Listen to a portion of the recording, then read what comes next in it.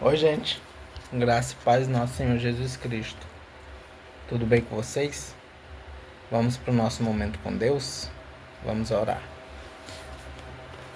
Amado Deus, querido Pai, Senhor, te louvamos porque Tu é bom, Pai amado.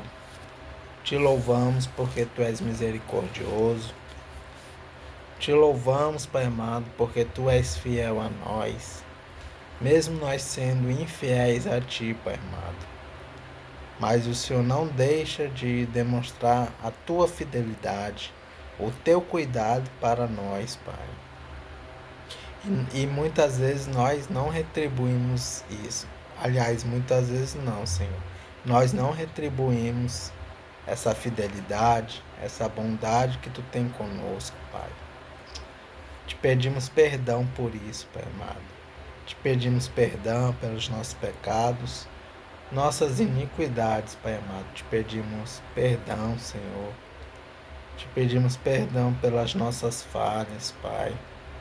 Por muitas vezes que negligenciamos Tua palavra, Pai.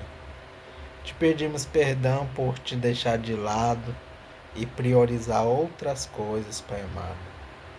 Quando na verdade a nossa prioridade em nossa vida tem que ser Tu, Pai. Tem que ser Tu, Senhor, porque é o Senhor que nos dá o fôlego de vida, Pai amado. É o Senhor que nos dá alimento. É o Senhor que nos dá moradia, Senhor. É o Senhor que supre nossas necessidades, Pai amado. Mas muitas vezes não consideramos isso, Pai amado. Nós somos tão pecadores, Pai amado, tão injustos, Pai. E ainda assim o Senhor nos ama, Pai amado.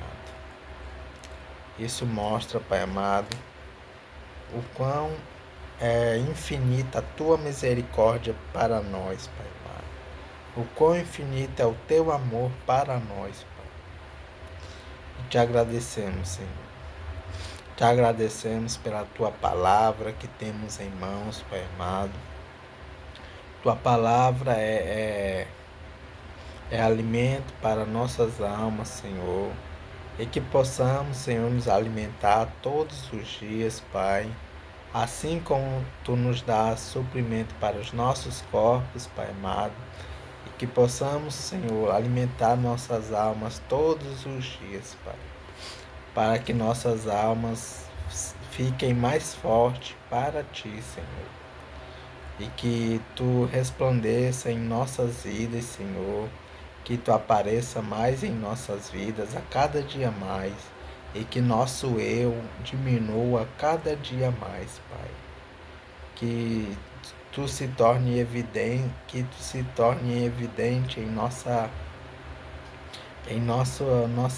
nossos dias, Pai amado. Que Tu seja a evidência, Pai amado, em nossos dias, em nossos atos, Pai amado, e em nossas palavras também, Senhor. Que as outras pessoas possam Te ver através de nós, Pai. Em nome de Jesus, amém. Vamos começar. Antes da gente ler o devocional de Spurgeon, vamos ler a passagem que está no dia de hoje, né? E está em Efésios capítulo 6, versículo 18. Antes da gente ler a mensagem, vamos ler o capítulo. Efésios 6, 18. Vamos começar no 17, que diz assim: recebam a salvação como capacete e a palavra de Deus como a espada que o Espírito Santo lhe dá. 18. Façam tudo isso orando a Deus e pedindo a ajuda dele. Orem sempre guiados pelo Espírito de Deus. Fiquem alertas, não desanimem e orem sempre por todo o povo de Deus. É isso. Amém. Agora vamos ler o que a mensagem nos diz. Que está em Spurgeon. Devocional de Spurgeon. Que diz assim: que multidão de orações temos feito desde o primeiro instante em que aprendemos a orar. Nossa primeira oração foi por nós mesmos. Pedimos a Deus que tivesse misericórdia e que apagasse o nosso pecado. Ele nos ouviu. Mas quando Ele apagou nossos pecados, como uma nuvem, fizemos mais orações por nós mesmos. Tivemos que orar por graça santificadora, por graça contrita e restrita. Fomos levados a ansiar por uma renovada garantia de fé, pela aplicação confortável da promessa por libertação na hora da tentação, por ajuda em momentos de dever e por auxílio no dia do juízo.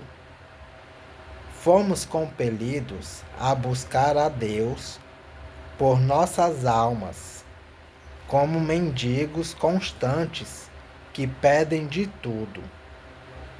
Perceba, filho de Deus, que você nunca adquiriu algo para sua alma em qualquer outro lugar. Todo o pão que nossa alma tem comido cai do céu, e toda a água que ela tem bebido flui da rocha viva, Cristo Jesus, o Senhor. Nossa alma nunca enriqueceu por si mesma.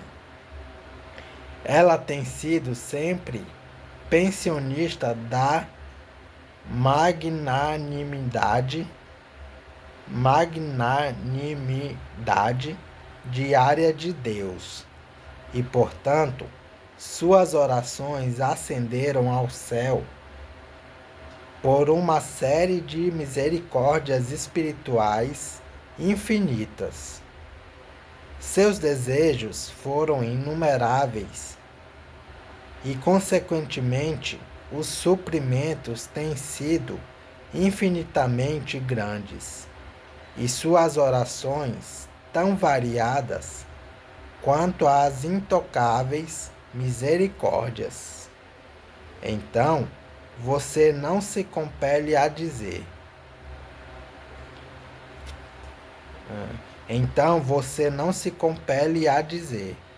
Eu amo o Senhor, porque Ele tem escutado a voz da minha súplica. Tantas quantas são as suas orações, também têm sido as respostas de Deus a elas.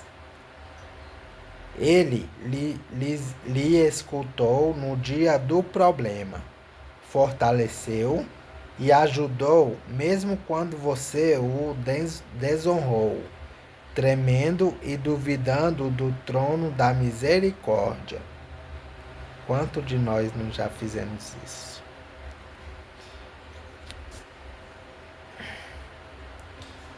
Lembre-se disto e permita que seu coração se encha de gratidão a Deus, que tem graciosamente escutado suas pobres e fracas orações. É verdade.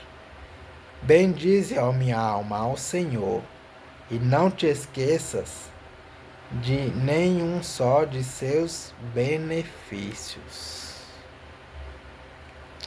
Amém. Que possamos sempre nos lembrar que Deus está conosco em todos os momentos. Vamos para a nossa leitura em 2 Reis.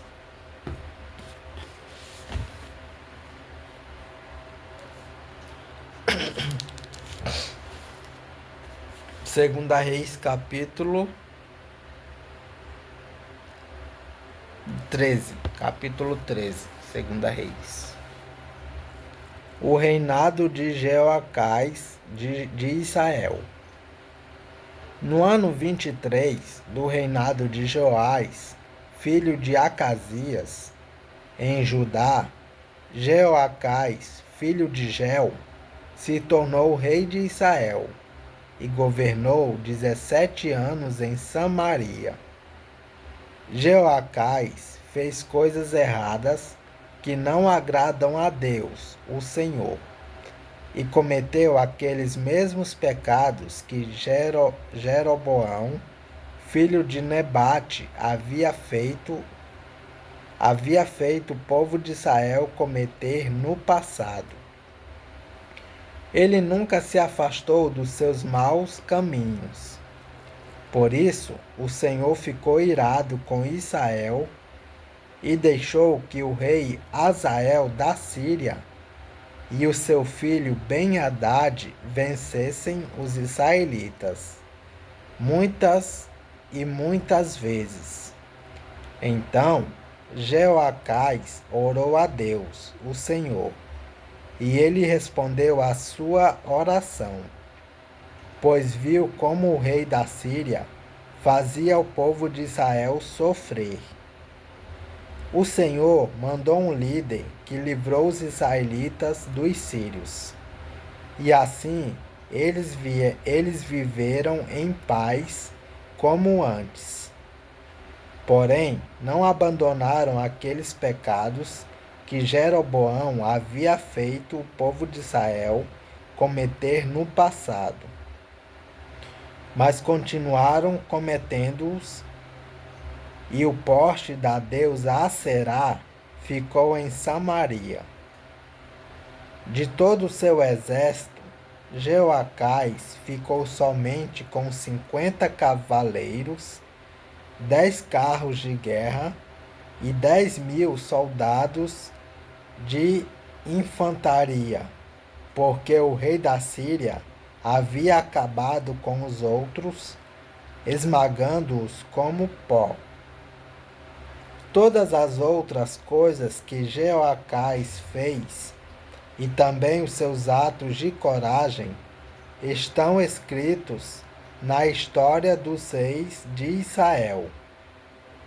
Ele morreu e foi sepultado em Samaria, e o seu filho Jeoás ficou no lugar dele como rei.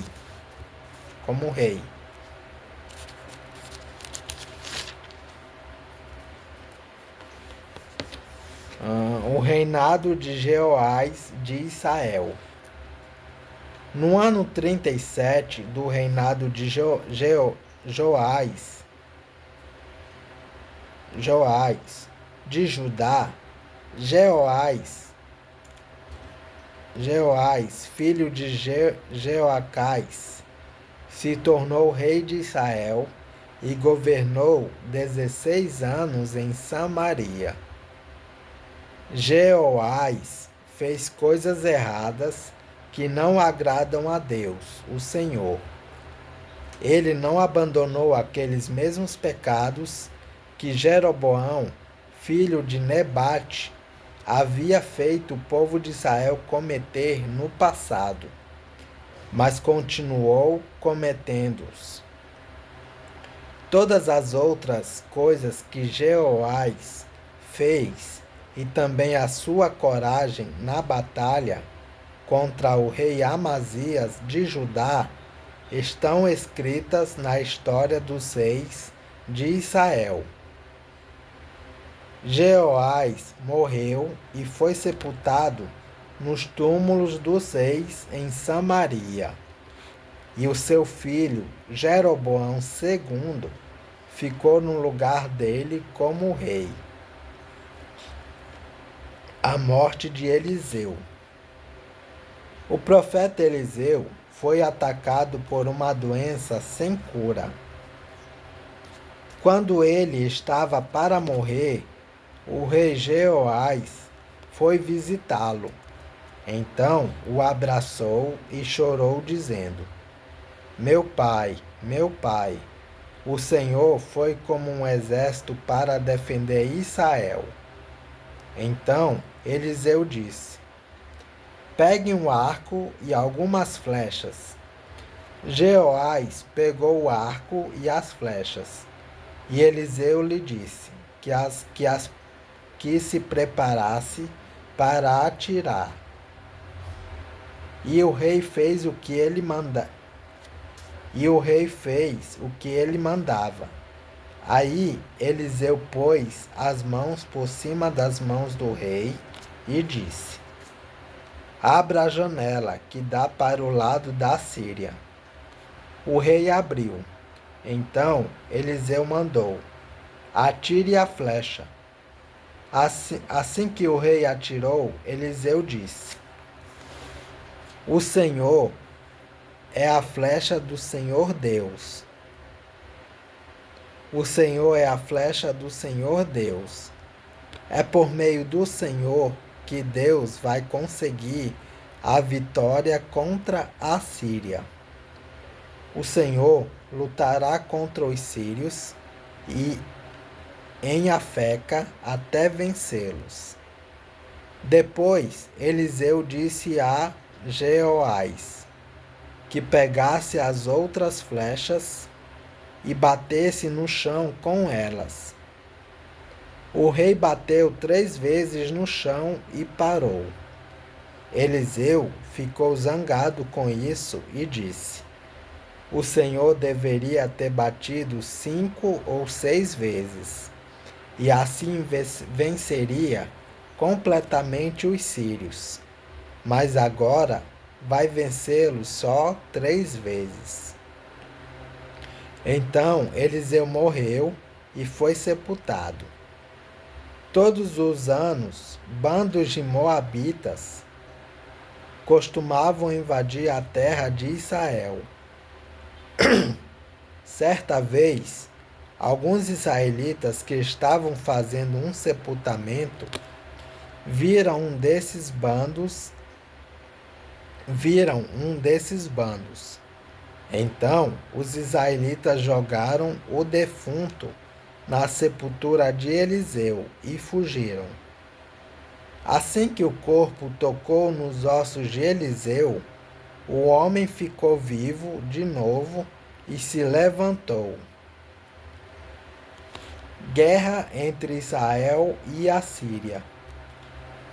O rei Hazael da Síria dominou o povo de Israel durante todo o tempo em que Jeoacás foi rei. Mas o Senhor Deus foi bondoso com os israelitas. Ele não deixou que fossem destruídos, mas ajudou-os por causa da